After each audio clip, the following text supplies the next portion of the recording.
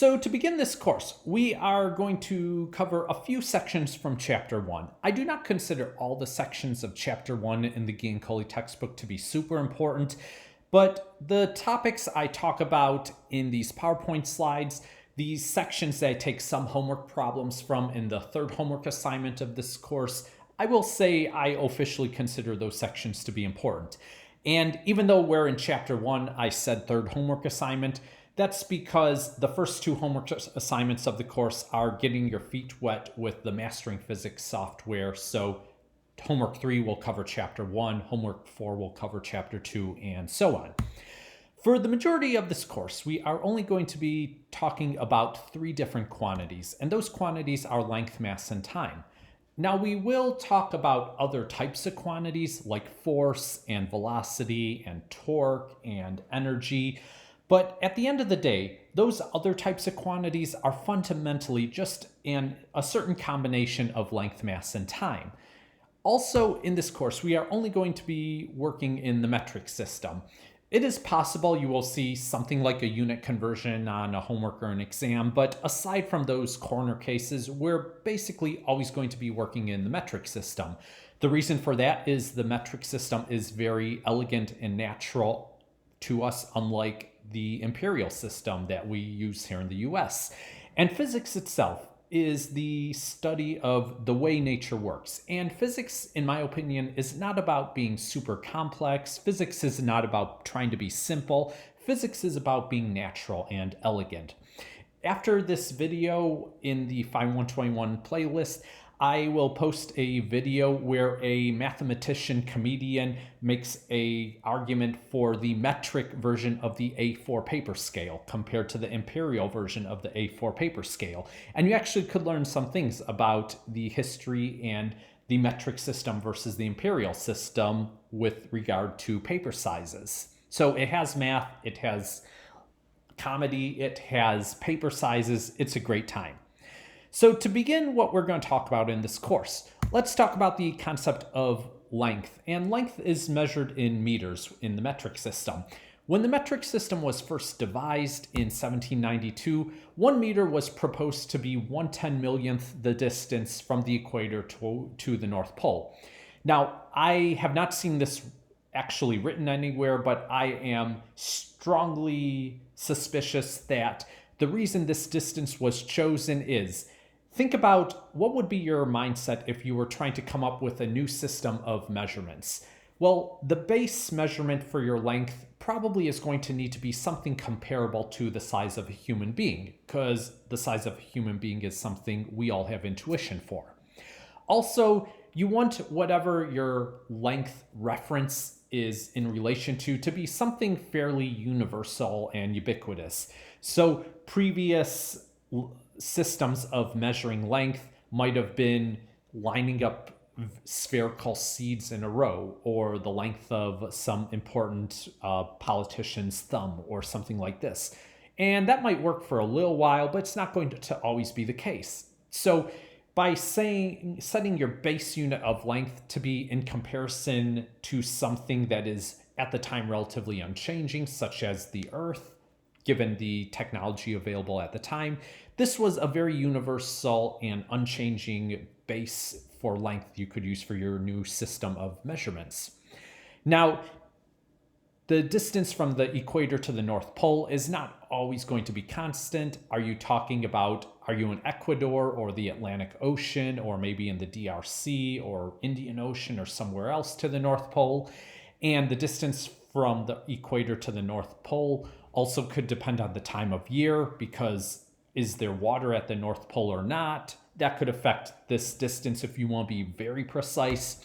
So as of last year, the distance light travels in 1/299,792,458 seconds in a vacuum is the definition of 1 meter.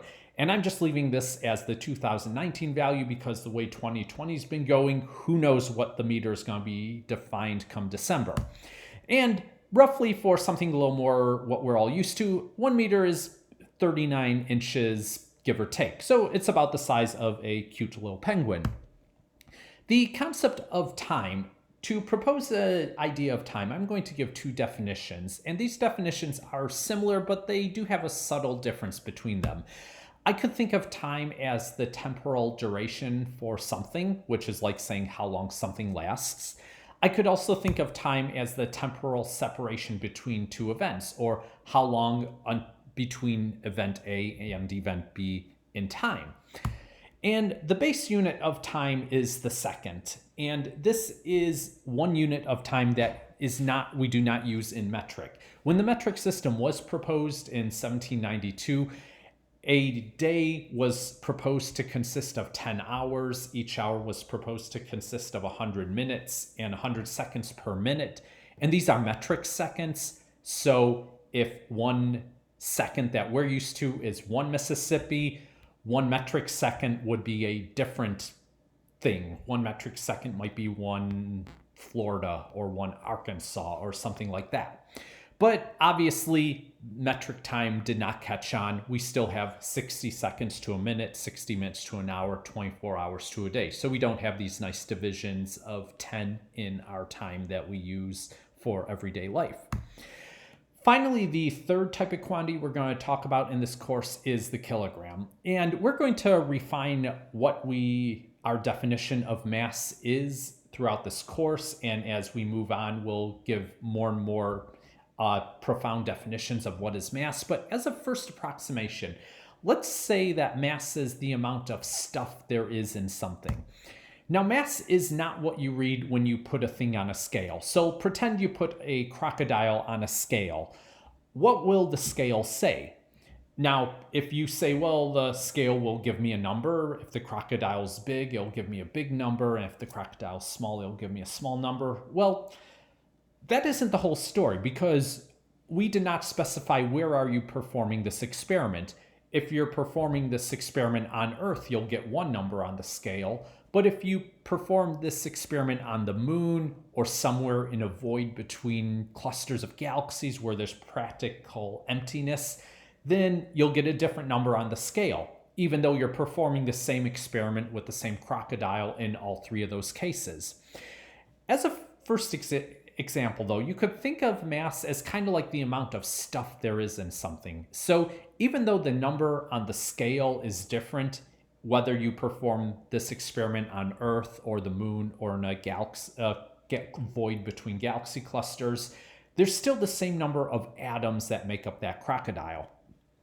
For a rough estimate, 1 kilogram on Earth has a weight of about 2.2 pounds. So if you want to know how many kilograms something is, if you know its weight in pounds, divide by 2, take a little more off. That roughly gives you the amount of kilograms, the mass of that object on. So don't worry too much exactly about what mass is. As I said, as we move through this course, we're going to refine our definition of mass. And at the end of this course, we're really not going to have a thorough definition of what mass is. So if I think of mass as the amount of stuff there is in something, a single water molecule contains 18 nuclear particles, protons plus neutrons, because water's H2O, so you have 2 hydrogen, that's 1 proton each, 1 oxygen, that's 8 protons plus 8 neutrons, so 2 plus 8 plus 8 gives me 18 nuclear particles in H2O, in water. A lead atom, I go to the periodic table and I see a lead atom has 207 protons and neutrons together. So let's pretend we take 2 identical 2-liter bottles. We fill 1 2-liter bottle with lead and the other 2-liter bottle with water. And for this thought experiment, we're going to assume that there are the same number of lead atoms in the lead bottle as there are water molecules in the water bottle. Because each lead atom contains more nuclear particles, there will be more nuclear particles in the bottle of lead. And the bottle with more nuclear particles, the bottle with more stuff in it, should have a greater mass than the bottle with fewer nuclear particles in it. So a lead atom has about 11.5 times more nuclear particles than a water molecule. I can find that out. Divide 207 by 18, you get 11.5. And therefore, a lead atom should be about 11.5 times more massive than a water molecule. And if I look up the mass of a 2-liter bottle of lead and a 2-liter bottle of water, I get about 11.5 times difference between these two masses.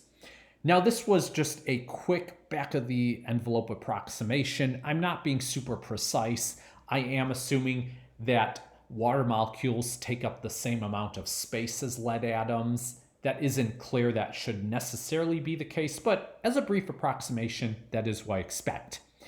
And if you are curious about the reference, I could not find a picture for the slide. End of the movie, lead falls on the alien. Okay, that's kind of a spoiler, but that's not really the end of the movie. So, when we work through problems in this course, we are going to be using scientific notation because scientific notation is a wonderful way to write numbers. Sometimes we will see numbers that are convenient to work with, like a 1 kilogram kitten and a 2.5 meter long shark. And when numbers are simple like this, we don't need to worry about scientific notation. But sometimes numbers could be very large. The distance from Niagara University to Timbuktu is 7,611,000 meters. It's a really long plane flight if you want to go there.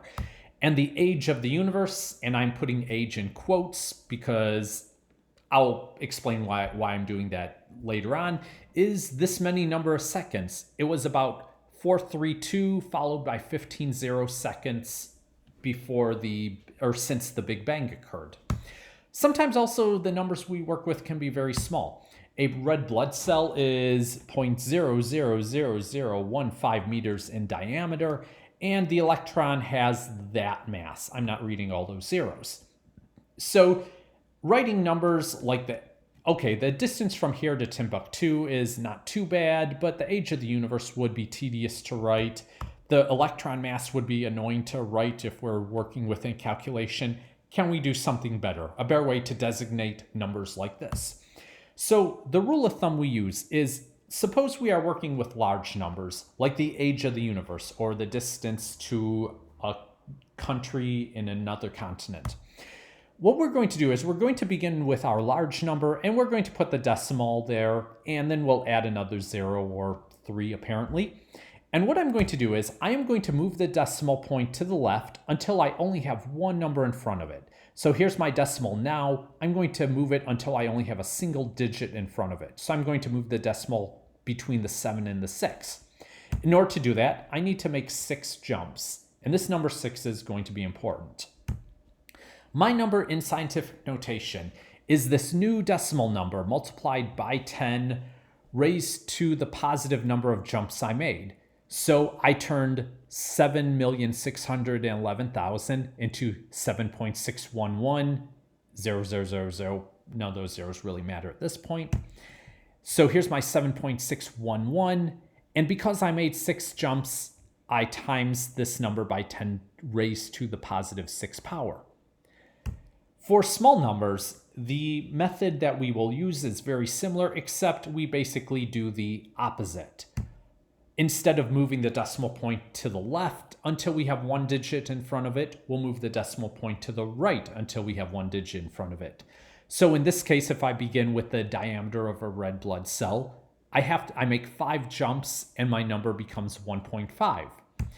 Now, for large numbers, my number in scientific notation was 10 raised to the positive number of jumps. Well, for small numbers, we do the opposite. So our number in scientific notation will be 10 raised to the negative number of jumps. So my number is now 1.5 times 10 to the negative 5. Using the rules for scientific notation, we showed that the distance from here to Timbuktu is 7.611 times 10 to the 6 meters away. What is the age of the universe as measured in seconds? If you want, pause the video, think about it, come up with your answer. So the age of the universe is, let's see, we have 3, 6, 9, 12, 15, 16, 17. So it has been 4.32 times 10 to the 17 seconds since the Big Bang.